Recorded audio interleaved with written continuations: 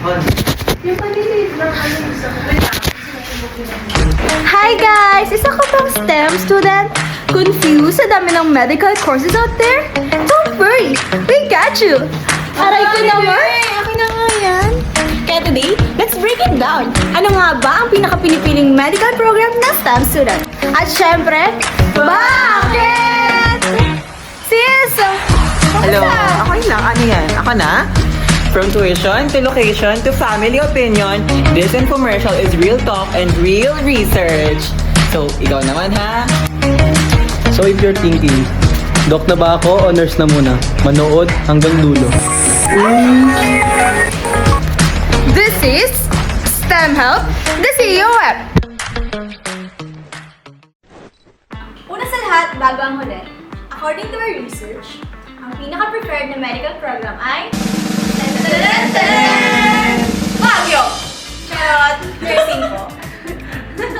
Siyempre! Dream girls for many. Pero, let's break it down. Sobrang taas din ang tuition minsan. Ay, hindi lang minsan. Sobrang taas talaga. Fun fact lang guys ha, sa 100 STEM students na tinanong namin, halos 43% ang gustong mag-nursing. Then, medicine with 22%. Next is physical therapy with 9%. Least preferred? Sadly, physical therapy, dentistry, at medtech. Pero guys, those are still amazing fields. Minsan kasi, may stigma na lesser course yan.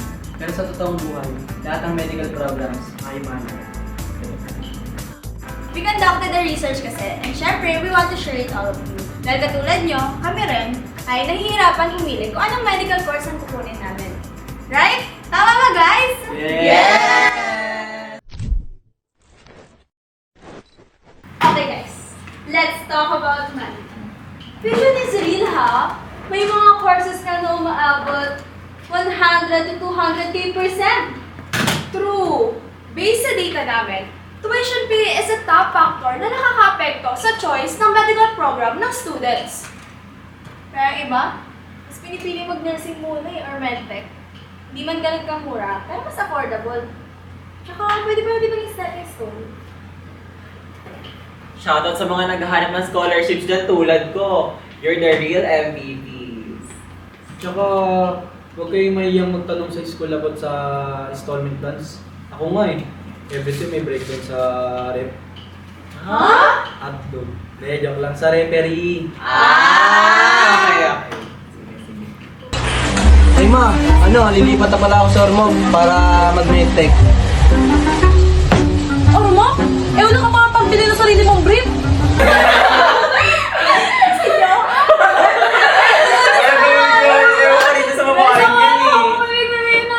Wala naman yun, ginagawa po tayo.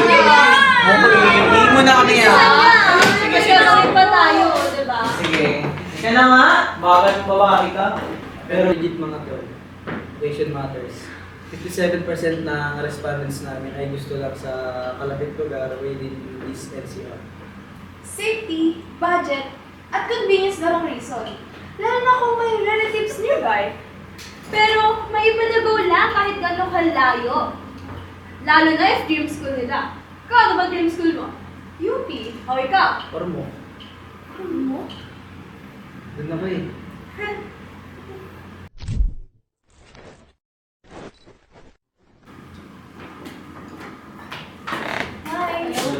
Natapos na siya umiihi.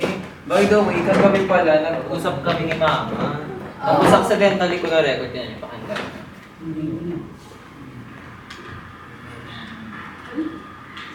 Anak, ordersin ka na lang kaya. Madali ka pa makakahanap ng trabaho.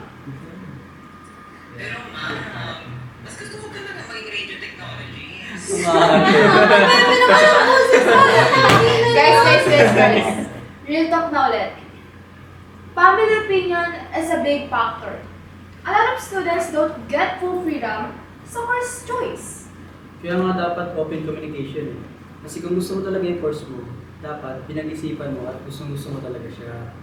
At kung same kayo ng goal ng family mo, swerte nyo ha. At bonus yan. So guys, ano nga bang takeaways natin today? Ako, takeaways ko yung walang panini. Sarap. Sobra. Check your budget. Mahirap mag-aral ng gutom, ha? Consider location. Malapit, mas tipid, at mas safe. Siyempre, kausapin mo pa rin yung family mo. Support system mo sila eh. But most importantly, choose a course na align sa passion mo. You'll be doing it for years. Piliin ang course na swak sa'yo. Sa puso, sa bulsa, at sa future mo! Guys, oo nga pala. Finally, tapos na rin last IELTS natin. So, see you sa college. Magkakaiba naman tayo ng school at course eh. That doesn't mean hindi tayo makikita-kita. See you? See you! Ingat! Aray ko! Bye-bye! Bye-bye, be! Bye-bye.